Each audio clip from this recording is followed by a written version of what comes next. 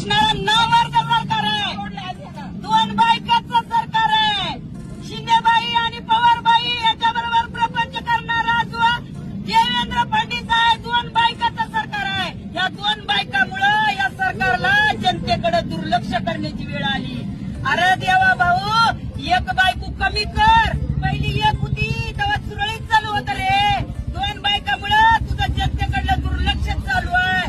हे देवा, शिंदे तरी ठेव नाहीतर पवारबाई तरी ठेव, आणि या दोन बायामुळं आमच्या जनतेचं नुकसान होतं रे.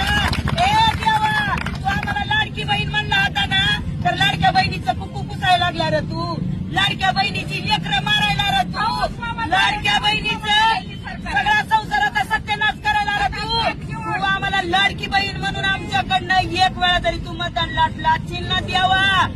एका साडीवर बाई म्हातारी होत नाही. तू आमच्याकडनं आम्हाला म्हणला ना लाडक्या बहिणी निवडून दिल्या, लाडक्या बहिणीने निवडून दिला ना. अरे पुढच्या पंचवार्षिक मध्ये तुझाच गणपती करायला ह्या लाडक्या बहिणी पुढे येतात का नाही बघत राहा. सांग नाही तुला लाडकी बहीण तुझा गणपती केल्याशिवाय राहत नाही. लाडक्या बहिणीच्या नावाखाली तू निवडून आला म्हणतो रे, तू लाडक्या बहिणी निवडून आला.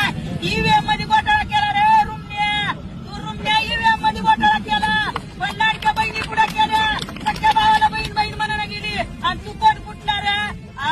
तू कोण कुठला? तिकडे बाई मोठ्या मोठ्याने टेजवर बोबलती, तू इकडे बोबलतो. इकडे ये की कृषी मंत्री रमी पियाव यार, कृषी मंत्री शेतकऱ्याविषयी धोरण चालू आहे, विधानसभेमध्ये चर्चा चालू आहे, आणि ही कृषी मंत्री रमी खेळत आहे. वरनं ती मायका लाल म्हणताय की मी जे काय काय काय काय करत होतो माझं काय चुकलं. अरे लाज लाव्या, पत्त्यावर पत्ते टाकत होता, आणि सगळ्या महाराष्ट्राला माहित आहे.